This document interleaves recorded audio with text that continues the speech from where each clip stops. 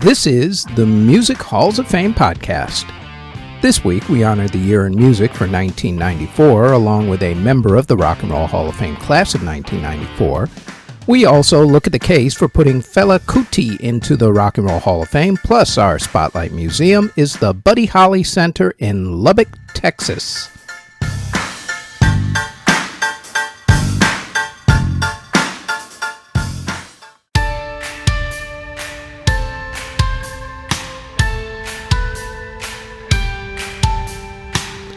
Before we get going with the podcast, like everyone tells you, please like, subscribe, and hit the notification bell so you'll know when these podcast episodes drop, which is usually every Thursday. Now, on to this week's episode.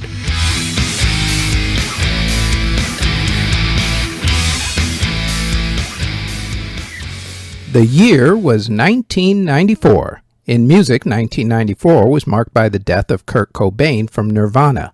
1994 was also the year that Michael Jackson married Lisa Marie Presley, the Eagles got back together and hell froze over, Aerosmith became the first major label band to purposely put a free song onto the internet for downloading, and Lisa Left Eye Lopez burned down her boyfriend's mansion. Hell hath no fury like a woman scorned, who also knows how to use a flame accelerant. Woodstock 94 happened. The three-day festival was televised on MTV and helped to put artists Nine Inch Nails, Green Day, Sheryl Crow, and Melissa Etheridge's careers into overdrive. Bill Wyman left the Rolling Stones. Pink Floyd went on tour for the final time. Pearl Jam went to war with Ticketmaster. Michael Bolton was found guilty of copyright infringement after the court found that his song Love is a Beautiful Thing was a little too close to the Isley Brothers song of the same name. Bryan Adams became the first Western music artist since the end of the Vietnam War to hold a concert in that country. The United States Supreme Court ruled that parodying songs was allowed under the Fair Use Law. The ruling had to do with the Two Live Crew's use of Roy Orbison's song Oh Pretty Woman without getting permission first. The biggest selling song of 1994 was Ace of Base's The Sign. In fact, it was the year of Ace of Base, as the group had 3 of the top 10 biggest selling singles, with the other 2 songs being All That She Wants and Don't Turn Around. Other hits from 1994 included I Swear by All for One, I'll Make Love to You by Boyz II Men, The Power of Love by Celine Dion, Hero by Mariah Carey, Stay by Lisa Loeb, and Breathe Again by Toni Braxton. Despite the success of Ace of Base's album The Sign, the biggest selling album of the year was actually the Lion King soundtrack. 1994 was also the year where a lot of breakthrough and landmark albums were released. Alice in Chains released their EP Jar of Flies, which became the first EP to hit number 1 on the Billboard Top 200 Albums chart. Green Day released their album Dookie. Nine Inch Nails released their album The Downward Spiral. The Offspring released their album Smash, which became the biggest selling independent album of all time. Weezer released their debut album. Oasis released their debut album, Definitely Maybe. The Arctic Monkeys released their debut album, and Jeff Buckley released his groundbreaking album, Grace. Tim McGraw, Boyz II Men, Counting Crows, Stone Temple Pilots, Kenny G, and Mariah Carey also had big selling albums in 1994. In country music, the biggest albums included John Michael Montgomery's Kickin' It Up, Garth Brooks's The Hits, George Strait's Lead On, Tim McGraw's Not a Moment Too Soon, Mary Chapin Carpenter's Stories in the Road, Brooks and Dunn's Waitin' on Sundown, and the big country singles included John Michael Montgomery's I Swear and also his song Be My Baby Tonight, George Strait's The Big One, Tim McGraw's Don't Take the Girl, Clay Walker's Dreaming with My Eyes Open, Travis Tritt's Foolish Pride, Clint Black's A Good Run of Bad Luck, Mark Chestnut's I Just Wanted You to Know, and Shenandoah's If Bubba Can Dance, I Can Too. In hip-hop, there were classic albums like Notorious B.I.G.'s Ready to Die, Nas's Illmatic, Jeru the Damage's The Sun Rises in the East, Pete Rock and CL Smooth's The Main Ingredient, Organized Confusion's Stress the Extinction Agenda, Snoop Dogg's Murder Was the Case, Warren G's Regulate G-Funk Era, Method Man's Tykel, Bone Thugs and Harmony's Creepin' on a Come Up, Gangstar's Hard to Earn, Diggable Planet's Blowout Comb, Scarface's The Diary, Gravedigger's 6 Feet Deep, and Outkast's Southern Playlist Cadillac Music. Some of the popular hip-hop songs were Warren G's Regulate, Coolio's Fantastic Voyage, Heavy D's Nothing But Love, and also Got Me Waiting, Salt and Pepper and En Vogue's What a Man, Snoop Dogg's Gin and Juice, and also Who Am I, Craig Max's Flavor in Your Ear, Tupac's Keep Your Head Up, Bone Thugs and Harmony's Thuggish Ruggish Bone, and the notorious B.I.G.'s Juicy. It Was All a Dream. In dance music, DJ Paul Oakenfold broadcasted his first legendary Goa mix. Mixmag started a trend when they anointed Sasha as the first superstar DJ. The label would be applied to a number of festival headlining DJs after that. The record label Metalhead, started by DJs Chemistry, Storm, and Goldie, helped to put drum and bass onto the genre map. Orbital performed a legendary performance at the Glastonbury Music Festival, which helped to bring EDM to a more mainstream audience. Great Britain passed the Criminal Justice and Public Order Act, which tried to punish rave culture. Ravers responded, of course, by protesting and raving, although they did have one sanctioned rave at Wembley Stadium that drew 10,000 people. Cafe Mambo and the Cream Parties also started in Ibiza in that year. Some of the big dance albums that were popular in 1994 included Massive Attack's Protection, Portishead's Dummy, The Prodigy's Music for the Jilted Generation, which had the hit songs Voodoo People and No Good, and Paul Van Dyk's 45 RPM, which had the influential song For an Angel.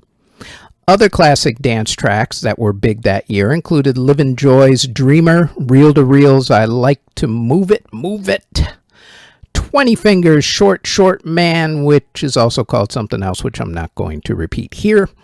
2 Unlimited's Let the Beat Control Your Body, Real McCoy's Runaway and Another Night, M People's Moving On Up, Crystal Waters' 100% Pure Love, General Public's I'll Take You There, and Gloria Estefan's Turn the Beat Around. And if you think Eurodance was big in that era, you're not kidding. In Latin music, the biggest artists included Gloria Estefan, Luis Miguel, the Gypsy Kings, Selena, Maña, Branco, Marco Antonio Solis, and Los Buques, La Mafia, Ana Gabriel, and John Cicada. Musicals and revivals of musicals that opened on Broadway included Beauty and the Beast, Carousel, Damn Yankees, Grease, Showboat, and Sunset Boulevard.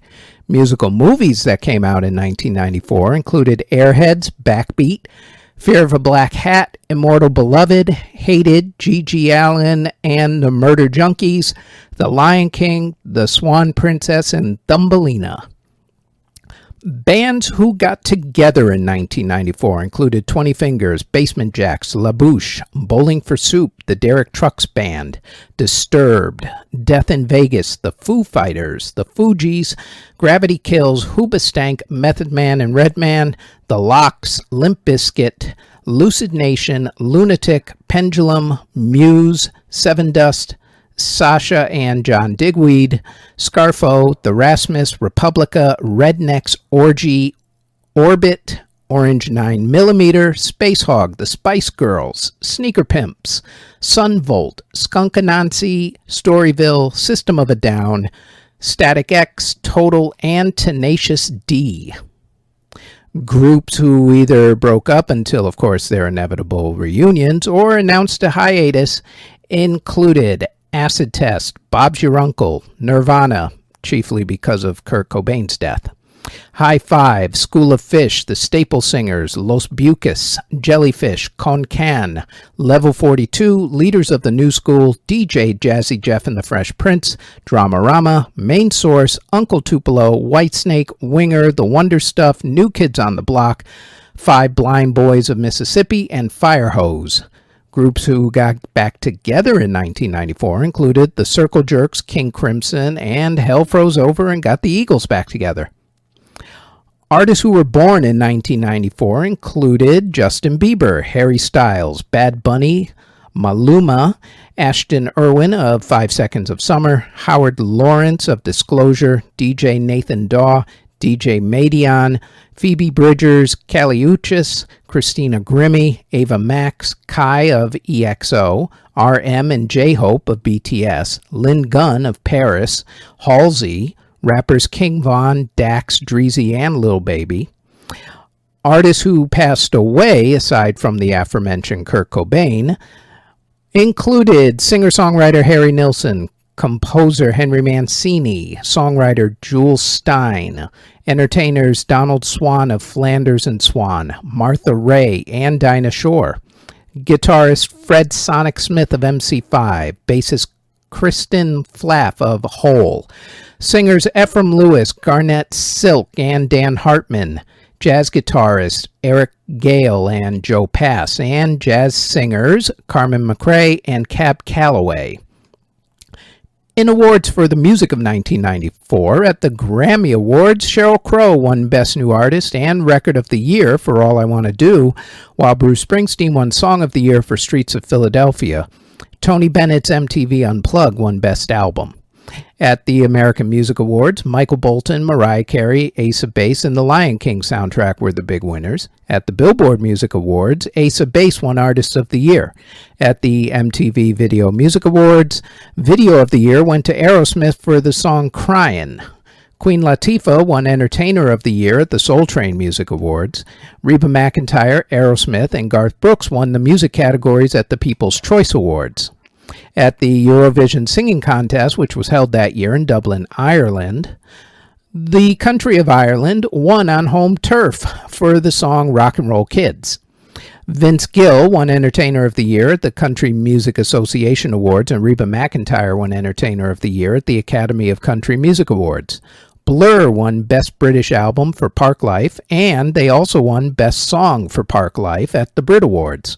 Celine Dion won Best Album for Color of My Love, while Jan Arden won Best Song for Could I Be Your Girl at the Juno Awards. Tina Arena won Album of the Year for Don't Ask, and Silverchair won Single of the Year for Tomorrow at the ARIA Music Awards. At the Tony Awards, Passion won Best Musical. In 1994 was the first time that the Tonys gave out an award for Best Revival of a Musical, which was won in 1994 by Carousel. Before then, plays and musicals went up for the same category called Best Revival. The Pulitzer Prize for Music was won by Gunther Schuller for Of Reminiscences and Reflections, Aaron J. Kernis for Still Movement with Him, and Charles Wuorinen for Micro Symphony. Musically, at the Academy Awards, the movie The Lion King won both music categories, with Elton John and Tim Rice's Can You Feel the Love Tonight winning Best Song, and Hans Zimmer winning Best Original Score. M People won the Mercury Music Prize for the album Elegant Slumming. The 1994 Rock and Roll Hall of Fame induction ceremony was held on January 19th at the Waldorf Astoria Hotel in New York City. At the ceremony, Bono gave one of the best induction speeches ever for inductee Bob Marley. Paul McCartney hugged Yoko Ono during John Lennon's induction. There was supposed to be a reunion of the group The Band, but some feuds continue to run deep, and the one between band members Robbie Robertson and Levon Helm ran rivers deep at that point. They eventually reconciled a decade later, but that was after 35 years of really not talking to each other. During the rest of the ceremony, band leader, talent scout, and record producer Johnny Otis was inducted into the non-performers category. Willie Dixon was inducted into the early influencers category. And in the performers category, the hall inducted Bob Marley, The Animals, The Band, Duane Eddy, The Grateful Dead, Sir Rod Stewart, John Lennon, and this next artist.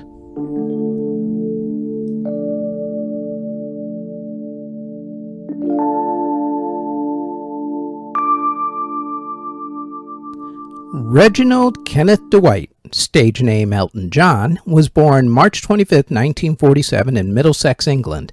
He started out as a pianist in the local pubs before forming the band Bluesology. After answering an ad placed by an A&R guy from Liberty Records for a songwriter, he was asked to put music to a bunch of lyrics by Bernie Taupin. That began one of the longest songwriting partnerships in music history. Elton's first album was Empty Sky, which didn't do too much. His self-titled follow-up album did much better, spawning the classics Border Song and Your Song. Madman Across the Water and Tumbleweed Connection furthered his ride.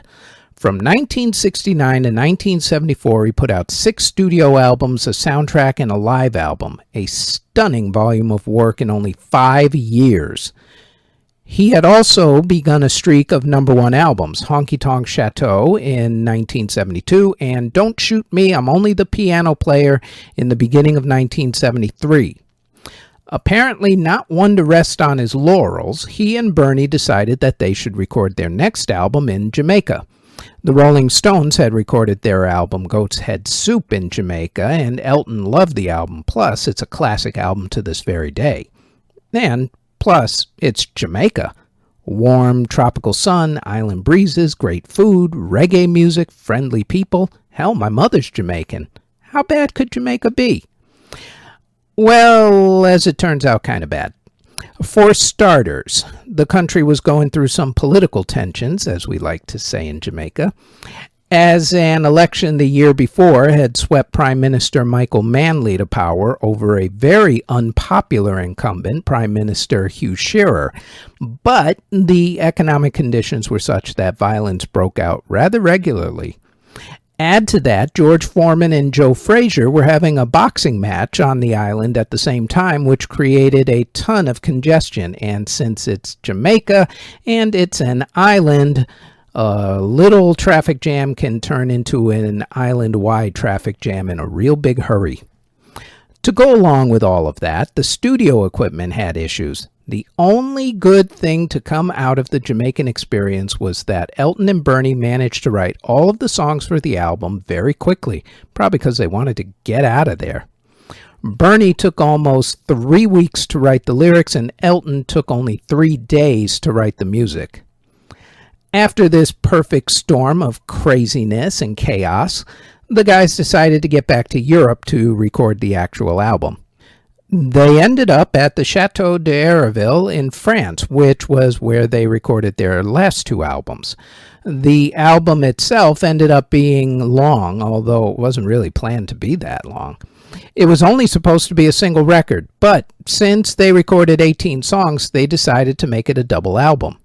The album was originally called Silent Movies, Talking Pictures, and also Vodka and Tonics, before they finally settled on the actual title, Goodbye Yellow Brick Road. It was released on October 5th, 1973. Despite the fact that 6 of the album's songs are considered classic rock staples, at the time it was originally released, only 3 songs were actually released as singles in America: Goodbye Yellow Brick Road, Saturday Night's All Right for Fighting, and Benny and the Jets. Candle in the Wind and Harmony were released in Great Britain. Funeral for a Friend and Love Lies Bleeding wasn't released due to its length of over 11 minutes. The album became the best-selling one of his career, with over 8 million certified copies in America alone. It was in the top 10 in 9 different countries and #1 in 4 of them. It was the biggest-selling album of 1974 and is considered by many to be his magnum opus. From there, Elton went on a roll. To date, he has put out 31 studio albums, 4 live albums, 7 soundtrack albums, including his Academy Award-winning work on The Lion King, and has sold over 350 million albums worldwide and counting. Of course, if you've seen his biopic Rocket Man, then you know all about his private life, his drug problems and rehab, his near bankruptcy, etc. But hey, rock and roll. He's still considered to be one of the greatest artists of all time. In fact, even though he has officially retired from touring after over 50 years, he's actually more popular than ever, as his last album, 2021's The Lockdown Sessions, went top 10, and his duet, Cold Heart with Dua Lipa, went to #1, opening up his work to yet another generation of fans. For the record, I don't actually think he's done touring. My prediction is that he'll announce his I'm Not Dead Yet tour by 2026 probably. Elton's Princess Diana version of Candle in the Wind is the biggest selling single of all time worldwide. He's had way too many hit singles to name here from virtually every decade, from Your Song up to Cold Heart and beyond, because I don't actually think he's done yet, which is why I say and beyond. He had 19 top 10 songs in the 1970s, 7 top 10 songs in the 1980s, 4 top 10 songs in the 1990s, none in the 2000s, although he had a few in England during that decade, 1 top 10 song in the 2010s, and 2 so far in this decade. He's won a Tony Award for the Broadway musical Aida, an Academy Award for The Lion King, and 6 Grammy Awards. And if he wins his award category at the upcoming Emmy Awards, he will finally have completed the EGOT, the Emmy, Grammy, Oscar, Tony. He's been knighted by Queen Elizabeth II and has been given similar national awards from the countries of France and the United States. Plus, there's his important work with the Elton John AIDS Foundation. The man is more than a legend. He's an institution. Presented for induction by Axl Rose of 2012 inductees Guns N' Roses, Sir Elton John, inducted into the Rock and Roll Hall of Fame, class of 1994. And if you want to check out more of his music, I have put it on this week's podcast playlist, which is on YouTube Music, the link to which is in the show notes.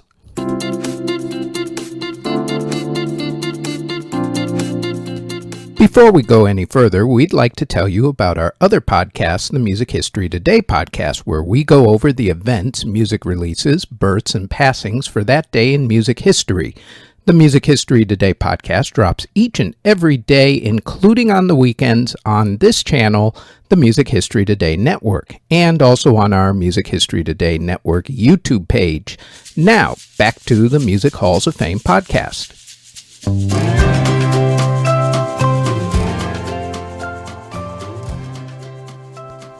This week, we're going to look at the case for putting Fela Kuti into the Rock and Roll Hall of Fame. Fela was born and passed away in his home country of Nigeria. He didn't live all that long, only living from 1958 to 1997. What he did during that time was nothing short of game-changing and heroic. First, the game-changing part. Fela, along with his drummer, Tony Allen, was the pioneer of Afrobeat, which is Afro-Cuban and Yoruba mixed with jazz and funk music.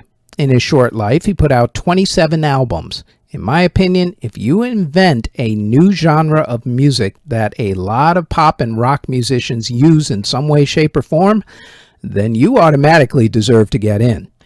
The heroic part is that he was a major opponent of the military regime in Nigeria at the time, where he was a human rights activist. He was constantly being arrested on trumped-up charges, no pun intended, for one sort of thing or another.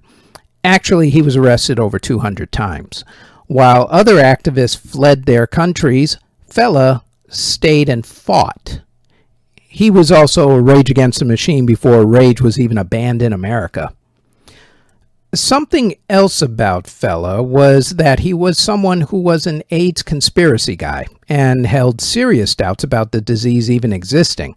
However, all indications are that Fela actually passed away from AIDS-related illness, so complicated legacy, I would say. Now, for the vast majority of you, when I said Fela Kuti, your first thought was, who's Fela Kuti? And then when I said Afrobeat, some of you probably said, what's Afrobeat? And that, my friends, is a big reason why Fela might not get into the Hall, even though he was on the list of nominees only a couple of years ago.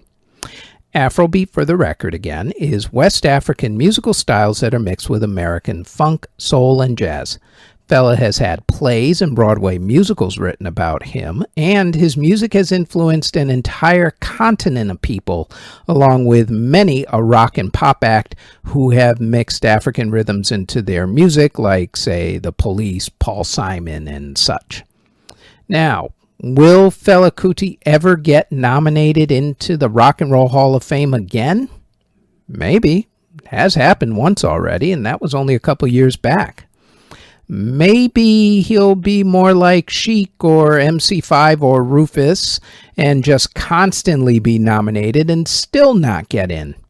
Hopefully, though, he will be inducted sometime soon because, like I said, if you've invented an entirely new genre of music that a lot of people use in their music these days, especially in the EDM realm, then you automatically deserve to get inducted into the Rock and Roll Hall of Fame.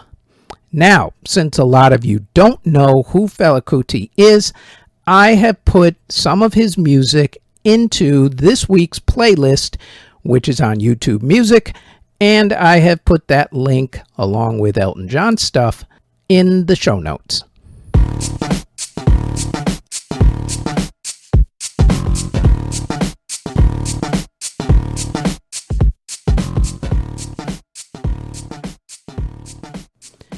In 1928, the Fort Worth and Denver South Plains Railway Depot opened at 1801 Crickets Avenue in Lubbock, Texas. By the 1990s, the railway had long since moved out and the building was not in use. It was bought in 1996 by the city of Lubbock, since the city needed a place to showcase some memorabilia that it received from the estate of its favorite son. In 1999, the depot reopened under the name of its favorite son, the Buddy Holly Center. The center has lots of memorabilia and exhibits about Buddy's life. It also has art galleries. Your ticket price includes free admission to the art gallery. General admission is $8, with senior citizens 60 and over paying $6, and students with an ID, kids 6 and under, museum members, and active duty military paying absolutely nothing to come visit. The center is normally open Tuesday through Saturday, 10 a.m. to 5 p.m., and on Sundays from 1 p.m. to 5 p.m. The center is closed on Mondays, holidays, Good Friday, and Easter Sunday. As always, check their website for updated ticket prices and hours of operation. BuddyHollyCenter.org is their website, and we will throw that website into the show notes. Now, there are certain dates that get immortalized into the national consciousness for one reason or another. They unfortunately usually have to do with tragic events. November 22nd, 1963, John F. Kennedy's assassination. Unless you're QAnon, in which case he's actually still alive. September 11, 2001, the attacks on the World Trade Center and the Pentagon. The January 6, 2021 insurrection of the United States Capitol. Some get immortalized in a song. April 4th, 1968, Martin Luther King's assassination, which was the basis of U2's song Pride in the Name of Love. Don McLean's song American Pie immortalized the loss of innocence after this next tragic event. Charles Hardin Holly was one of the pioneers of rock and roll. Nicknamed Buddy, he was born on September 7, 1936, and raised in Lubbock, Texas, where he learned to play guitar as a kid. Like a lot of musicians back then, Holly was heavily influenced by country, gospel, and R&B music. He started playing on local TV shows and actually opened up for Elvis Presley once. That was the point when he decided to go into music full-time. He recorded for Decca Records, but wasn't happy there, so he recorded a demo for producer Norman Petty, who ended up becoming his manager. And it was through Petty that Holly recorded That'll Be the Day with his band The Crickets. Buddy Holly and the Crickets released the album Chirping Crickets in late 1957. Over the next couple of years, he and his band toured all over the country and also made it out to Australia and Great Britain. In the late 1950s, rock and roll was beginning to gain steam. Acts started touring across the United States. By this time, Buddy had hit it big with songs like Peggy Sue. His act started out as Buddy Holly and the Crickets, but he broke up with his backup band in late 1958 and was in need of a new band for a new tour. He got future country superstar Waylon Jennings, along with Tommy Alsop, Carl Bunch, and Frankie Sardo. They dubbed the tour the Winter Dance Party Tour. They were going to play 24 cities in 24 days. Along to support the tour were Dion and the Belmonts, J.P. Richardson, a.k.a. the Big Bopper, who had a hit song at the time called Chantilly Lace, and Richie Valens, who was getting real hot off of songs like La Bamba and Donna. There were problems with the tour from the start. The performances were fine amongst themselves, but the fact was that it was a tour in the Midwest in the middle of winter, and it was a pretty bad winter that year. Their tour buses were actually old school buses, and the heat broke down on them a lot, and band members actually started to catch the flu. The tour started on January 23rd in Wisconsin. By the time the tour hit Clear Lake, Iowa, Holly had had enough with the buses. As it were, Clear Lake wasn't even on the original tour list, but they had an open date and the buses had driven over 350 miles to get there. So, Holly decided he was going to charter a plane for the next stop, which was Fargo, North Dakota.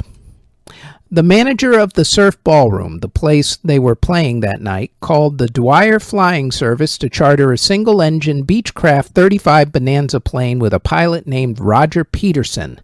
The plane could only fit 3 people plus the pilot. Peterson told everybody that they couldn't all fit on the plane.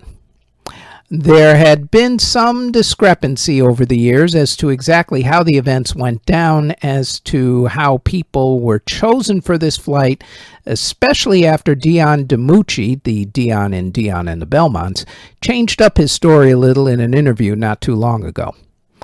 I'm going to go with the common story, as it is known and was, of course, portrayed in the Richie Valens movie La Bamba starring Lou Diamond Phillips.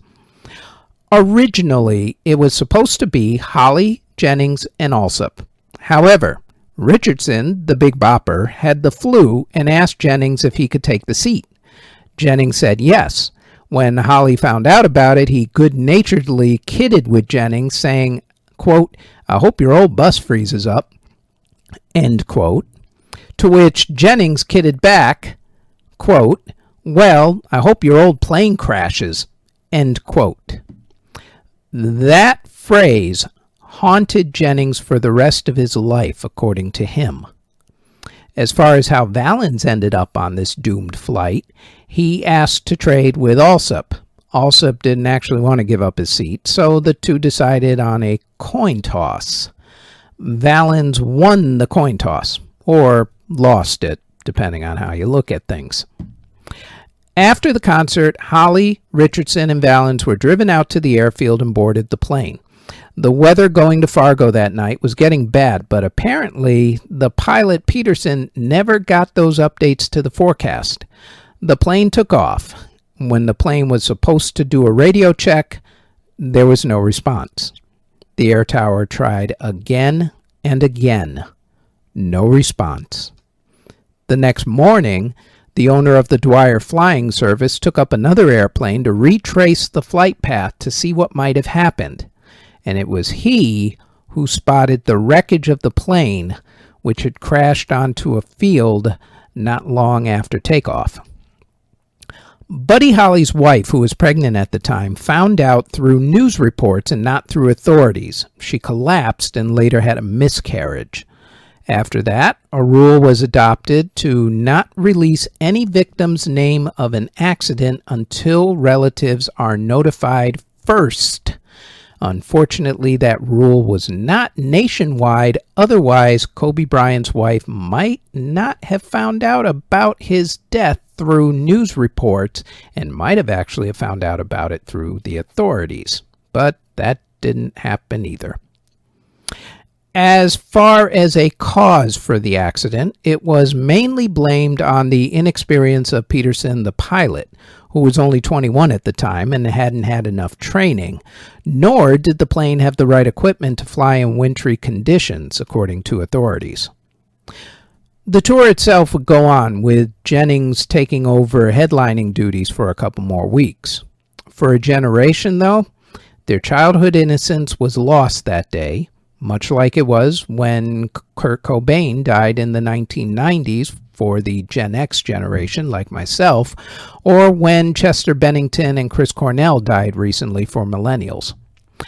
Don McLean coined the loss that day in American Pie as the day the music died, and the plane crash that killed Buddy Holly, Ritchie Valens, and the Big Bopper that was immortalized in Don McLean's classic song American Pie occurred on February 3rd, 1959.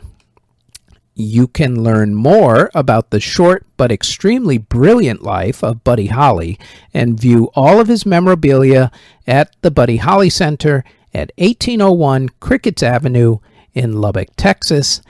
And for those who have never heard of Buddy Holly or just want to listen to his music again, I have thrown his music into this podcast playlist, which again is on YouTube Music, and the link for that is in the show notes.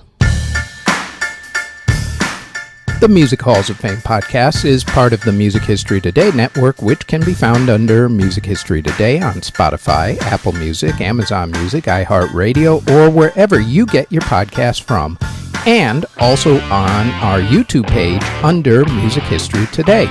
Thank you very much for listening.